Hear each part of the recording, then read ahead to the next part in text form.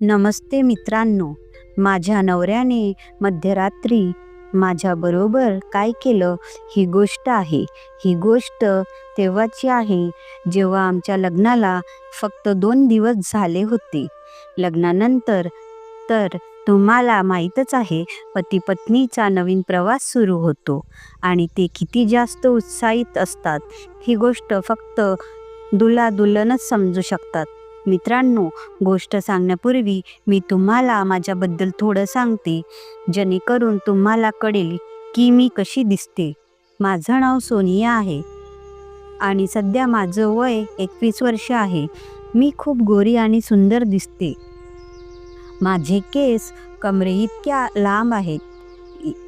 याच गोष्टीमुळे माझ्या नवऱ्याने माझ्याशी लग्न केलं आणि मला काय माहीत होतं की मध्यरात्री माझा नवरा माझ्याबरोबर असं काही करेल.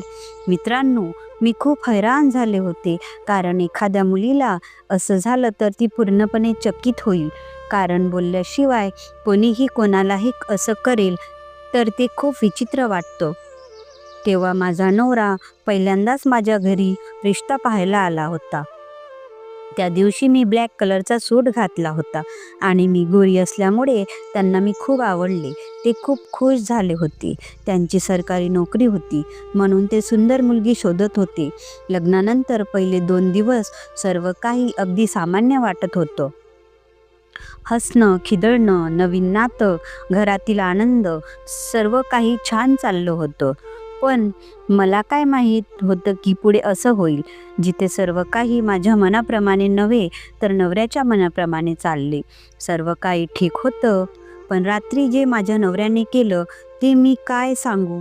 मी जे स्वप्न घेऊन इथे आले होते की असं करेन तसं करेन, आणि लग्नापूर्वी फोनवर जेव्हा रिश्ता पक्का झाला होता तेव्हा बोलताना त्यांना अजिबात असं वाटलं नव्हतं की ते असं करतील, कारण ते खूप मासूम दिसत होते.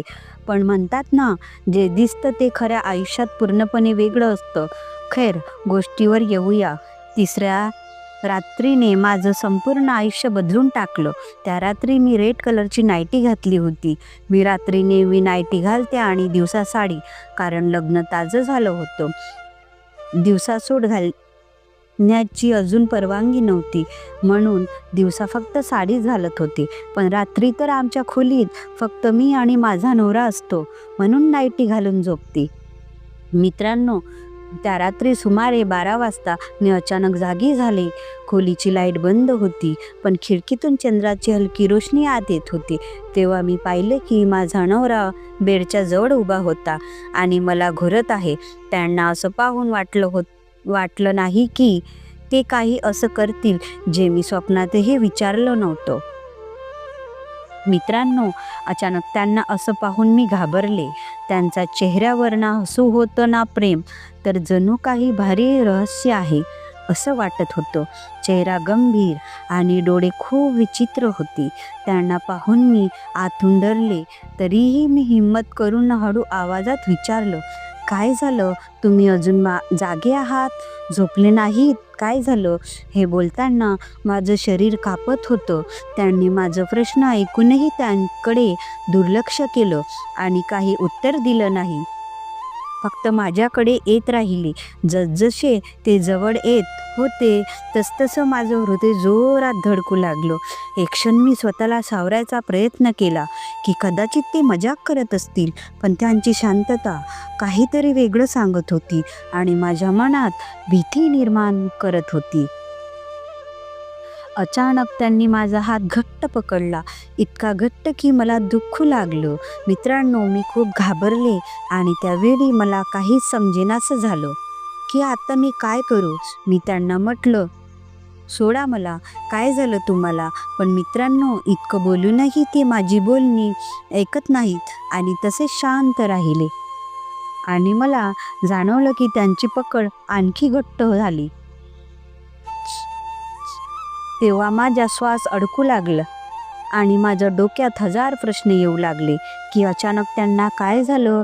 आधी ते असे नव्हते, छान बोलत होते, सर्व काही ठीक चाललं होतं. मग अचानक काय झालं?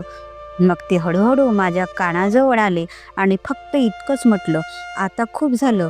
मी विचारलं, काय झालं? तर त्यांनी म्हटलं, आता मला खरंच जाणून घ्यायचं आहे.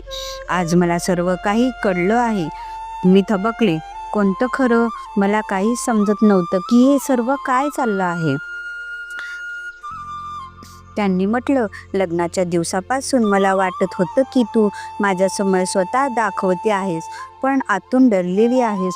तुझ्या मनात काहीतरी बोज आहेत, जणू तू काही रहस्य लपून ठेवलं आहे. मी घाबरून म्हणाले, असं काही नाही जी, जसं तुम्ही विचारत आहात. पण त्यांनी माझ्या बोलण्याला मध्येच तोडलं आणि म्हटलं, पहा, मला खोटं बोलू नकोस. मध्यरात्रीही मी तुला अनेकदा पाहिलं की तू नीट झोपत नाहीस, तू घाबरत राहतेस.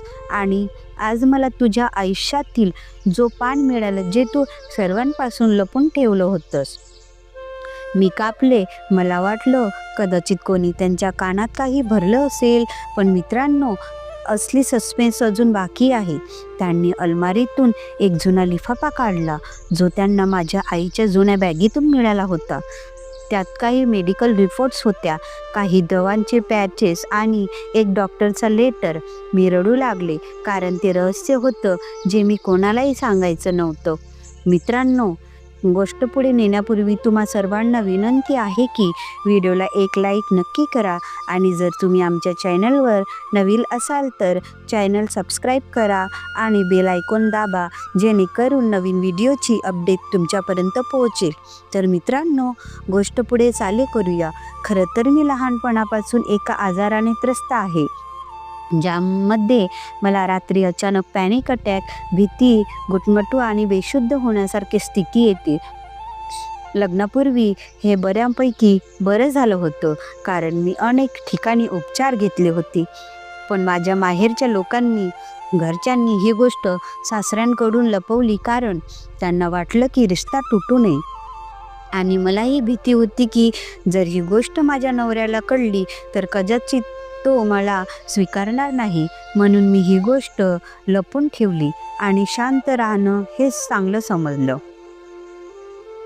पण माझ्या नवऱ्याला मध्यरात्री माझे थरथरत हात, बेचैन झोप, भीतीने भरलेले डोळे दिसू लागले होते. आणि आज पुरावा मिळाल्यावर ते मला हादरून सत्य जाणून घ्यायचे होते.